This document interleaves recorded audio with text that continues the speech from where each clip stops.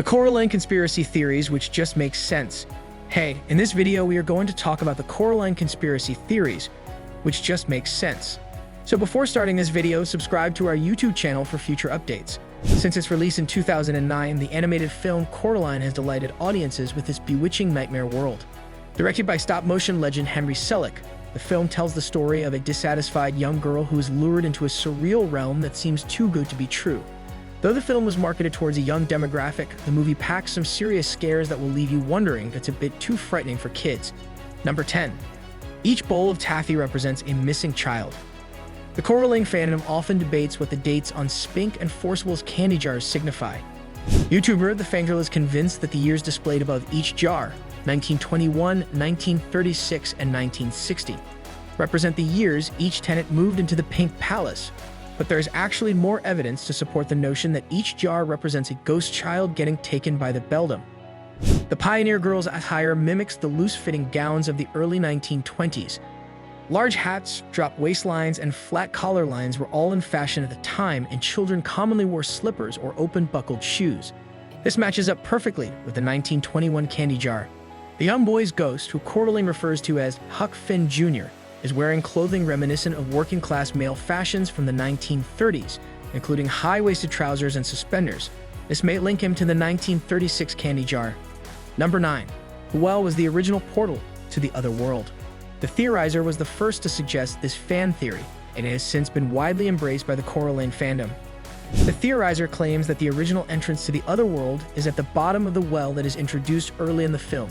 When Coraline first finds the well, it's surrounded by a ring of mushrooms, a natural formation known as a fairy ring. According to legend, entering a fairy ring can lead to any number of unpleasant consequences, such as getting spirited away to the world of the fairies, never to return. The first thing Coraline does when she finds the well is step within the fairy ring. Number 8. The Other Father's song foreshadows the beldam's scheme. The Fangirl reminds us of the moment later in the film when the cat tells Coraline that the beldam just wants something to eat. In this context, calling Coraline a peach may carry a dark meaning. The second part of this lyric not only connects to the doll the beldam uses to spy on Coraline, but also foreshadows the beldam's true desire, to keep Coraline trapped as her plaything. The song also says, "She's as cute as a button in the eyes of anyone who ever laid their eyes on Coraline." Buttons are an obvious symbol of the film. Rather than complimenting Coraline by calling her cute as a button, the other father may be saying button in the eyes. Number 7. Mr. Bobinsky's skin is tinted blue due to radiation poisoning. As pointed out by Redditor/u/Bonkeyars303, the medal Mr. Bobinsky wears throughout the film is actually the same one given to the brave liquidators of the Chernobyl disaster. While the effects may have been exaggerated for the movie, radiation can lead to dramatic changes in a person's skin.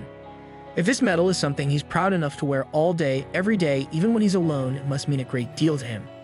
This hints at how much he must have sacrificed in order to perform his duty as a liquidator. Number 6. Coraline's parents let her dye her hair to make up for their cross-country move. One of Coraline's most defining features is her bright blue hair. However, a family photo in the Joneses' bedroom shows a young Coraline with brown hair. The Fangirl provides an explanation for why Charlie and Mel would allow their 11-year-old daughter to dye her hair blue.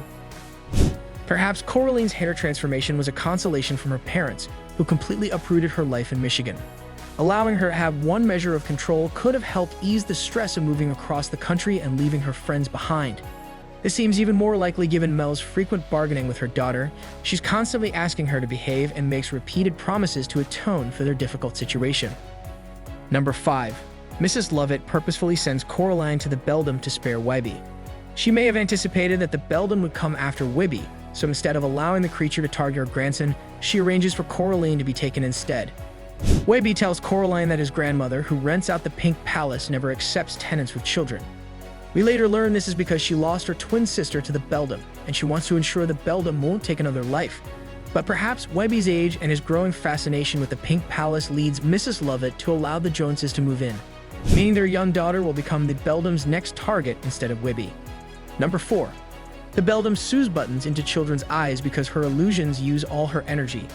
The beldam couldn't find enough energy to keep up her intricate illusions, and she feared the other world's true nature would be revealed. She offered the girl a deal, sewing buttons into her eyes in exchange for a permanent home in the other world. The girl lost her sight and remained trapped in the beldam's lair. The beldam could then allow her lair to revert to its barren state of an empty hexagonal room, thus conserving her energy. She fed off the girl's life force until she perished and began the cycle again when Huck Finn Jr. moved into the Pink Palace. This cycle continued when the Lovitts moved in. Number 3. Coraline never escapes the beldam's limbo. Many fans believe Coraline's idyllic ending seems too good to be true. YouTuber The Fangio proposed an in-depth theory claiming that Coraline never actually leaves the beldam's lair after she stumbles in the first time. She points to the film's strange inconsistencies, such as the fact that Coraline never returns through the tunnel to her home world. She only wakes up in a room that looks like it. Other strange realities of the film also support this. The seasons seem to change in a matter of days. The side characters are a little too helpful, such as Spink and Forcible, who just happen to have a useful seeing stone. And the cat's motivations are dubious at best. Number 2. The Black Cat is Wybie's great-grandfather. The Black Cat is one of the most mysterious and suspicious characters in the entire film. His origins are unclear. He has a great deal of knowledge about the beldam and her lair, and he can somehow talk to humans in the other world. It also seems very attached to Wybie. But is this mere coincidence? The theorizer believes that the cat is so concerned with the beldam scheme and the Lovitt family because he's actually Wybie's great-grandfather. The theorizer points out that the cat seems very protective of not only Wybie, but also Coraline.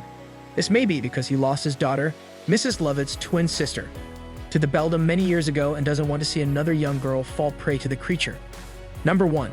Other Wybie helped the beldam keep tabs on Coraline in the other world. The Biggle Review points out many odd things about other Wybie. At first, he seems to be a friendly figure who struggles against the beldam's will in order to help Coraline escape.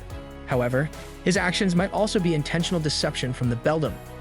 The beldam can spy through the button eyes of the doll, and judging from the way the other world reacts to the other father's slip-ups, it's safe to say she's using his button eyes to surveil Coraline as well. The same seems true for other Mr. Bobinski. Logically, then she can see everything that other Wybie is doing, even the moments when he's helping Coraline escape. So this is the end of this interesting video. Do you like it? Openly submit your feedback in our comment section. And don't forget to subscribe to our channel.